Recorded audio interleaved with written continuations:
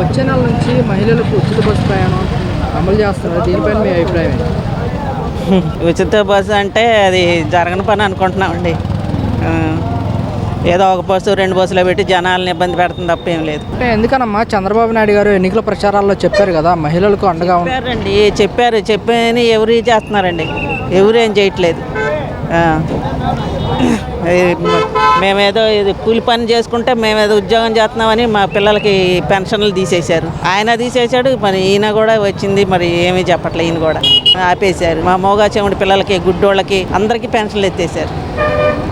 ఏం చేస్తామని మాకు నమ్మకం లేదు. మరి మహిళలకు ఉచిత బస్సు ప్రయాణం పెట్టడం కరెక్ట్ అంటారా? కరెక్ట్ అని మేము చెప్పగలమండి. అది జనాలు అందరినీ అడగాలి. ఒక్కొక్కరిది ఒక్కొక్క అభిప్రాయం ఉంటుంది కదా. చంద్రబాబు నాయుడు గారు ఎన్నికల ప్రచారాల్లో మహిళలకు 3 గ్యాస్ సిలిండర్ ఫ్రీ కూడా చెప్పారు.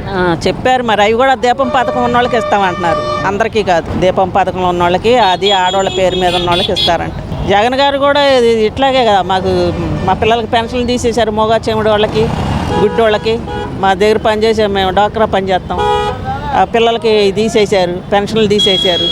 ఇప్పుడు ఈయన వచ్చినా మరి నేను ఇస్తానని అనట్లేదు. మరి అంటే వైసీపీ ప్రభుత్వంలో ప్రతి ఇంటికి మేము సంక్షేమం అందించామని చెప్తున్నారు కదా వైసీపీ వాళ్ళు. చెప్పారు, వాళ్ళు కొన్ని చేశారు కొంతమంది అన్యాయం అయిన వాళ్ళు అన్యాయం అయ్యారు. అందరికీ అందలేదు వాళ్ళ పథకాలు, అందరికీ అందల. ఇప్పుడు 45 సంవత్సరాల వాళ్ళకి ఇస్తామన్నారు, మేము పని చేసుకుంటున్నామని. ఇప్పుడు 15,000 12,000కి ఎవరు బతుకుతున్నారండి? ఇక్కడ ఈ రేట్లో ఎవరు బతకట్లేదు కదా. ఆ జీతానికే మాకు మీ పని చేసుకుంటున్నారు, మీకు పథకాలు లేవని తీసేశారు. అంటే వైసీపీ ప్రభుత్వంలో అర్హత ఉన్న వాళ్ళందరికీ మేము సంక్షేమ పథకాలు ఇంటి వద్దకి ఇవ్వలేదు. అందల మా వరకు మాకైతే ఏం అందలేదు. మా కార్పొరేషన్లో చేసే వాళ్ళకి ఏమీ లేవు.